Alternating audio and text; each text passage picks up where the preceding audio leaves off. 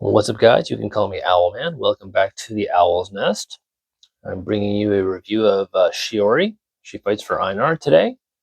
This is Shiori 2.0. We got the first version in Swarm of the Morrow set many years back, back in 2007. I love this figure sculpt. Let me tell you, it is such a cool looking sculpt. Probably, if not my favorite, one of my absolute favorites from any of the Renegade HeroScape figures that have been released so far. I love the triple figure. She's kind of like, moving at super speed. And the only one that's got a hit zone, as you can tell, is the one that's, got the swords out kind of there on the bottom, the red version right there. So great for if she's, approaching somebody and you got some cover nearby. You want to position her so you can't see the actual hit zone figure. So she is 110 points, very steep for what you get, unfortunately. I'm just giving you guys a heads up off the bat. Very steep. I'm not going to rank her very high, sadly, for competitive reasons, but really fun figure. 4 life, movement of 6, range 1, attack 4, defense 3. So 4 life, 3 defense. Oof, for 110 points, that is really, I don't like it. I don't like it. She's a ninja. She has a tricky personality. She's medium 5. And of course, she's human. Her first power is Ninjutsu Mastery, special attack, range 1, attack 2. If Shiori did not move normally, she may attack with Ninjutsu Mastery, special attack up to 3 times. Before each attack, you must choose an enemy figure within 2 clear sight spaces of Shiori, not more than 6 levels above or below Shiori's level, and place her on an empty space adjacent to that figure. When attacking with Ninjutsu Mastery special attack, Shiori rolls 2 attack dice, or 3 attack dice if Shiori has exactly 1 unrevealed order marker on her army card. So again, very situational power. You got to have like 2 order markers on her army card for this to work, and one of them has to be like a probably you're better off of having the X order marker on there for this to work.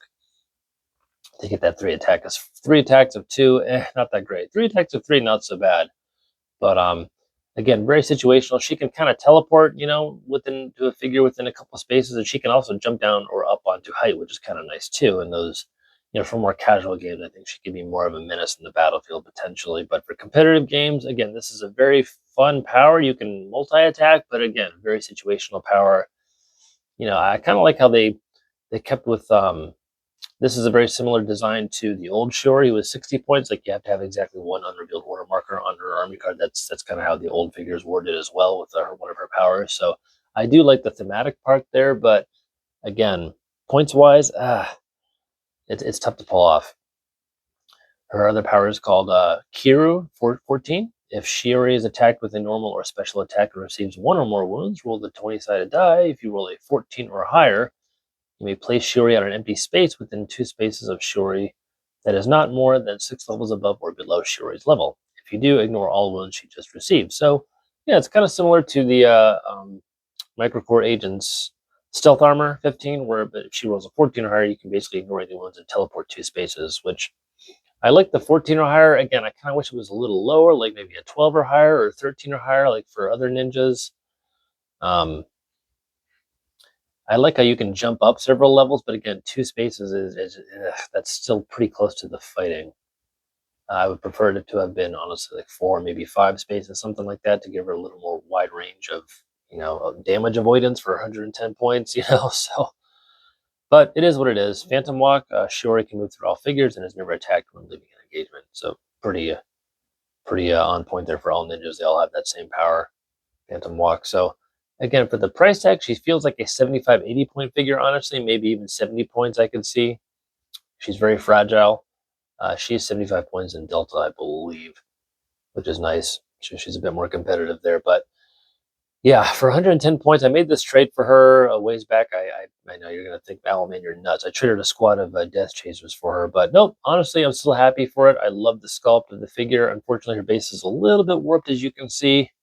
I'm glad that Renegade is changing the bases, the plastic mold and all that, which is nice finally. But yeah, I still love the figure. The sculpt is absolutely amazing.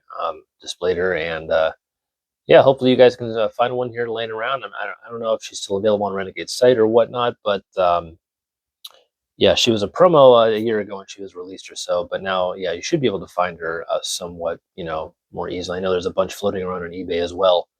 So yeah, all in all, I gotta rate her for 110 points. I gotta go C minus, unfortunately. for classic Renegade points. It's just she's just not that competitive. Fun figure, great for casual games, but for 110 points, it's just there's a lot more figures that can offer you more bang for your buck, unfortunately. So that's all I got for today. I'll talk to you guys next time.